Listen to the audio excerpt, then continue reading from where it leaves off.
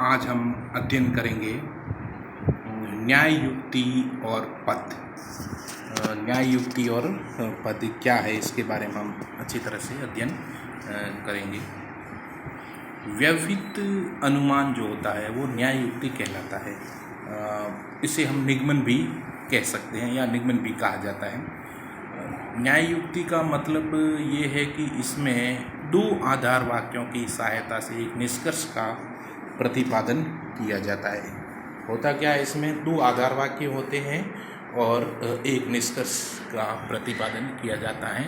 और इसमें आधार वाक्यों की जब मैं बात करता हूँ तो जैसे ए तर्क वाक्य है, ई तर्क वाक्य है, आई तर्क वाक्य है और ओ तर्क वाक्य, इसमें से कोई भी दो आधार वाक्य होंगे और उसके आधार पर कोई तीसरा एक निष्कर्ष निकलेगा। तो जैसे उदाहरण के तौर पर आप देख रहे हो, सभी मनुष्य मरणशील है, एक आधार वाक्य। दूसरा आधार वाक्य, राम एक मनुष्य है।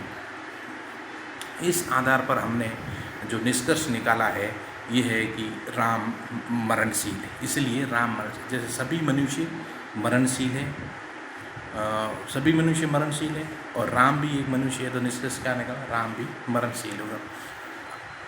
तो इस प्रकार जो दो आधार वाक्यों से एक निष्कर्ष निकाला जाता है वह व्यवहित अनुमान या न्याय युक्ति कहलाता है। व्यवहित अनुमान का रूप है न्याय युक्ति कहलाता है। न्याय युक्ति में प्रयुक्त न्याय वाक्य होते हैं। किसी भी न्याय युक्ति में निम्न मापदंडों का होना अनिवार्य है। जो क्या क्या मापदंड होते हैं वो देखो। सबसे पहले किसी भी न्याय युक्ति में केवल 3 पद होने चाहिए। जब हम पद की बात करते हैं, प्रत्येक जो न्याय युक्ति है जिसमें दो आधार वाक्य निष्कर्ष होता है उसमें 3 पद होते हैं। पूरी जो युक्ति है दो आधार वाक्य में, उसमें के 3 पद होते हैं और प्रत्येक पद को पूरी युक्ति में 2 बार आने। पूरी युक्ति में 3 पद है और उसको प्रत्येक 2 बार सभी आते हैं और पदों की संख्या 3 है। पदों की संख्या कितनी है? 3 है। एक पद होता है मुख्य पद, उसको बोलते हैं मेजर टर्म। एक अमुख्य पद होता है माइनर टर्म और एक होता है मध्यम पद। मध्यम पद यानी मिडिल टर्म। मेजर, माइनर और मिडिल मतलब मुख्य पद, अमुख्य पद और मध्यम पद। अब हम बात करते हैं मुख्य पद या उस मुख्य पद को हम साध्य पद भी कहते हैं। मुख्य पद को साध्य पद भी कहते हैं और इसको मेजर टर्म इंग्लिश में बोलते हैं। किसी भी न्याय युक्ति में निष्कर्ष का विधेय, जो हमें दो आधार वाक्यों से एक निष्कर्ष का हम प्रतिपादन करते हैं, उसका जो निष्कर्ष का विधेय है वो हमेशा मुख्य पद कहलाता है। जैसे हम देखो सबसे नीचे आओ, मैंने युक्ति बना रखी है, सभी मानव देशभक्त हैं। सभी देशभक्त भारतीय हैं, इसलिए सभी भारतीय मानव हैं। तो जो किसी भी न्याय युक्ति में निष्कर्ष का विधेय, तो जो निष्कर्ष है नीचे वाला, सभी भारतीय मानव है, इसमें मानव क्या है, जो पी। तो ये जो है ना निष्कर्ष है और इसका विधेय है पी, ये क्या कहलाता है, मुख्य पद है। इसमें प्रत्येक युक्ति में 2 बार आते हैं। तो देखो ये पी है जो ऊपर भी मानव में आ रखा है और ऊपर वाले जो सभी मानव देशभक्त है इसमें भी आ रहा है। तो ये पी है जो निष्कर्ष में आ रखा है, ये विधेय पद कहलाता है। अमुख्य पद, जो इसको पक्ष पद भी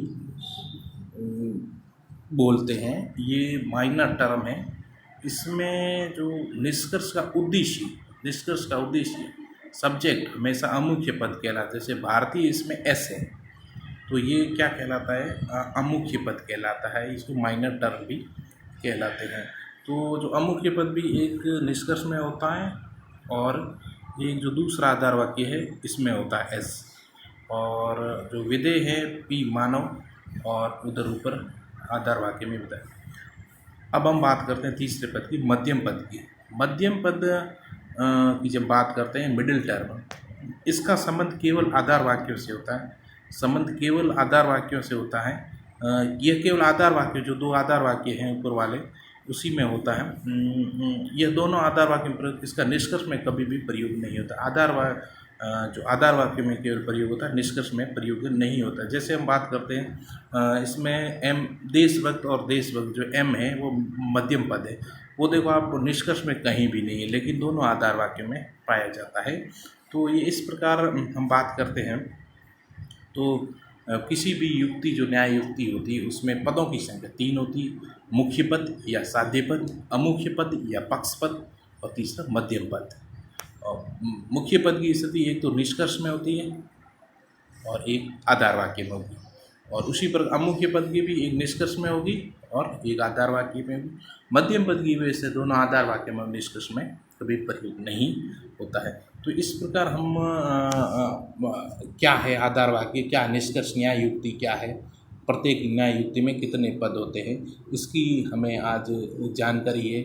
ये जो मैं दे रहा हूँ इसको आप अच्छी तरह से याद कर लें। आगे जो वेनारक जो आएंगे, वेनारक आपको हल करने में बहुत ही महत्वपूर्ण है, और छोटे छोटे जो क्वेश्चन है उसमें भी ये बहुत ही महत्वपूर्ण चीज़ है। धन्यवाद।